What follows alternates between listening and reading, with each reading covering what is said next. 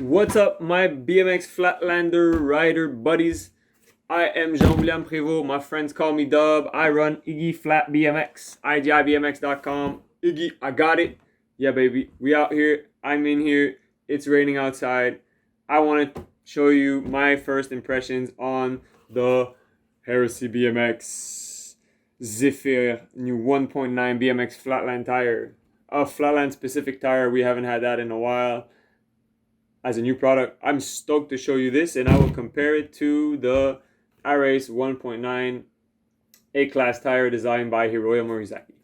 This is the probably mostly ridden or widespread tire on the scene right now. You can find it basically anywhere. It's a Japanese brand, but we're gonna take a look at the Heresy tire today and compare it to this one. So right off the bat, I love the shape. I looked at it, I'm like, wow, the profile is so round. It'll probably feel like 175, but with the stability of a 1.9. Actually, a 2.02. When I measured it with my vernier, it's a little wider. So this one is at like 51.3 millimeters, and this one is at 48.77, which is like 1.92 inches, and this is 2.02 inches. All very close. Also probably depends on what rim it is mounted. I got it both mounted on a Sun Envy rim here. Yeah, I got 80 psi in there. So yeah, they're at the same pressure, same rim. And if you can see from over there, the Heresy tire is actually sitting higher. It's sitting higher at about 3/8 of an inch higher. So that will create a bigger wheelbase.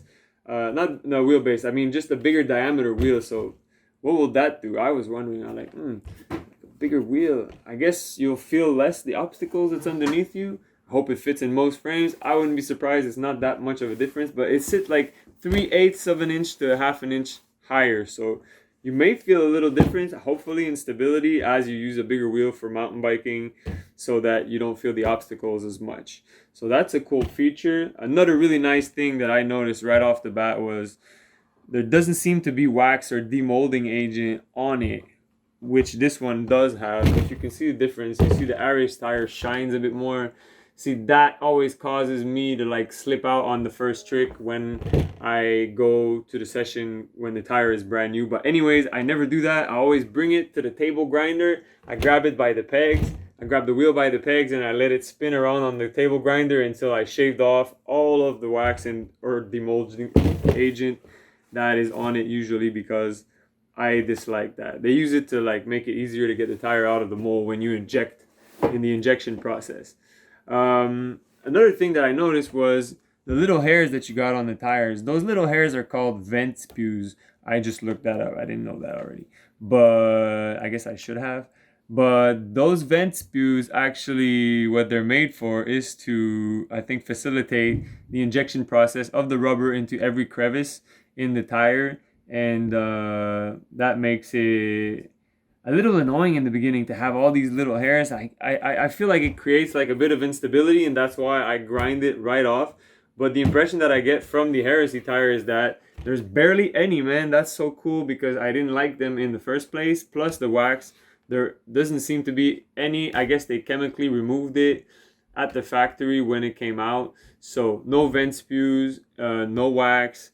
So basically like ready to go off the bat, out of the box once you install it. I get that impression. Maybe not, but I haven't tried it yet, which I will try after I'm done filming for fees.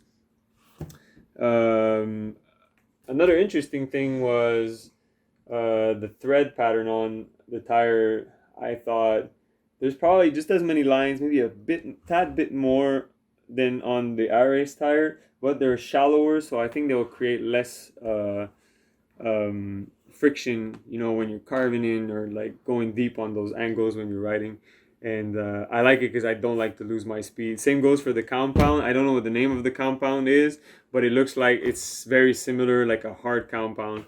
So I'm not doing this to diminish any of which tire, like compared to which one. I think this is a great tire. This looks like it will be a great tire. It almost looks like it's a refined version of the iRace tire, which is quite exciting because we haven't had a new tire in Flatland since forever, bro.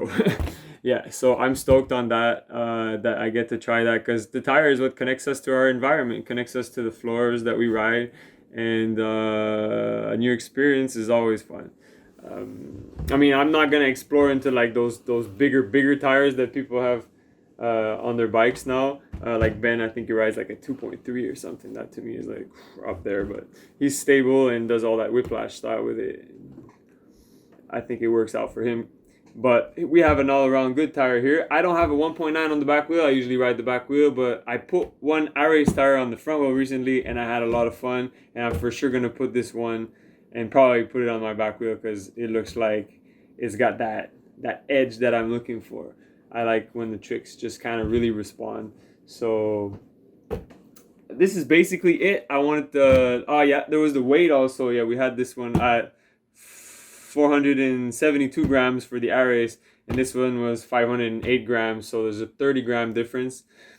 Maybe the difference between steel and tie bar ends, so not a big difference. Probably can take a bit more wear and tear, or comparable. The pluses: good texture, nice profile, a bit of a bigger wheel diameter, maybe for the obstacles, and takes a high pressure. I mean, the design looks nice. There's a bunch of little words all around the tire. You can check it out when you get it yourself. You can get it here at Igi BMX for 40 USD or 52.49 Canadian, plus tax and shipping, obviously. Hit me up at info@igibmx.com by email, or you can hit me up at Igi Flat BMX on Instagram through DM, even Igi Flat Log on Instagram. That's Instagram catalog, so you can go on there. I update that new products on there more often than on the website, and you should get the specs, price, and everything there. And you just gotta send me a message, and I will give you a shipping quote. You can pay PayPal or CC through PayPal, and I think that's about it. I hope you guys enjoyed it. Leave me a comment in the comment section if I forgot anything or you have anything to say about it. And I hope you guys have a nice day.